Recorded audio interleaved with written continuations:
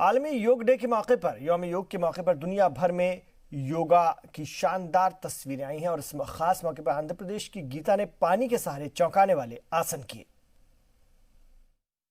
Yoga is the best practice to soothe your mind, body and soul.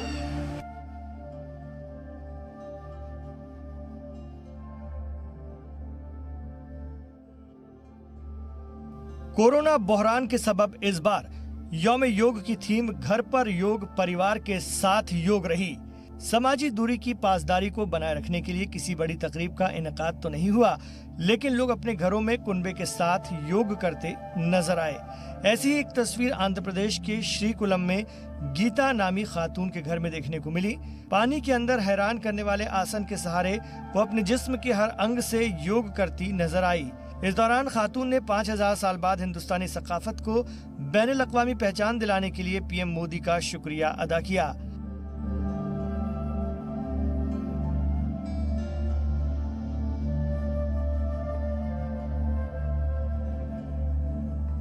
पाँच 5000 साल का traditional yoga को अंतर्राष्ट्रीय दिवस के रूप में हम 6 साल से मना रहे।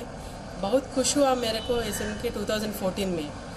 तभी मेरे को एक इंस्पिरेशन हुआ, क्यों हम कुछ डिफरेंट फॉर्म का योगा प्रैक्टिस करके वर्ल्ड को दिखा सकते हैं। मेरे को तैरना भी नहीं आता पहले। मेरा 30वां साल में मैंने स्विमिंग सीख लिया, तैरना। योग के तरह तरह के आसन के जरिए लोगों में काफी मकबूल होती जा रही आंध्र प्रदेश की रहने वाली ये खातून खवातीन के लिए मिसाले राह है।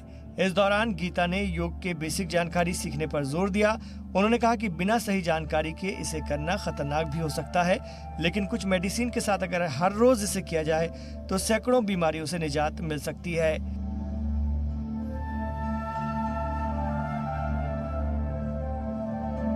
किसी को भी योगा पहले बेसिक योगा सीखना पड़ेगा। कोई भी मेरे को देख को ये तो प्रैक्टिस मत करना आप लोग। बेसिक योगा आना, ठीक से तैरना भी आना है आपको, तभी हम ये फ्लोटिंग योगा कर सकते हैं।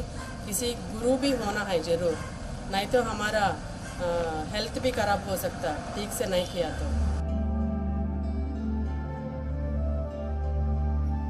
आलमी यौम योग के मौके पर डिजिटल मंचों पर तरह तरह से यौम योग मनाया जा रहा है, लेकिन मुल्क की खवातीन का योग को लेकर ये शौक काफी राहत देने वाला है। यौम योग पहली बार दुनिया भर में 21 जून 2015 को मनाया गया था। उसके बाद से हर साल इस दिन दुनिया भर में बड़ी बड़ी तकरीबात होती हैं। In this COVID-19 pandemic, I feel that yoga is the greatest tool for all of you to boost up your immunity. It is the best tool for the global unity and peace. Bureau report, Zee media.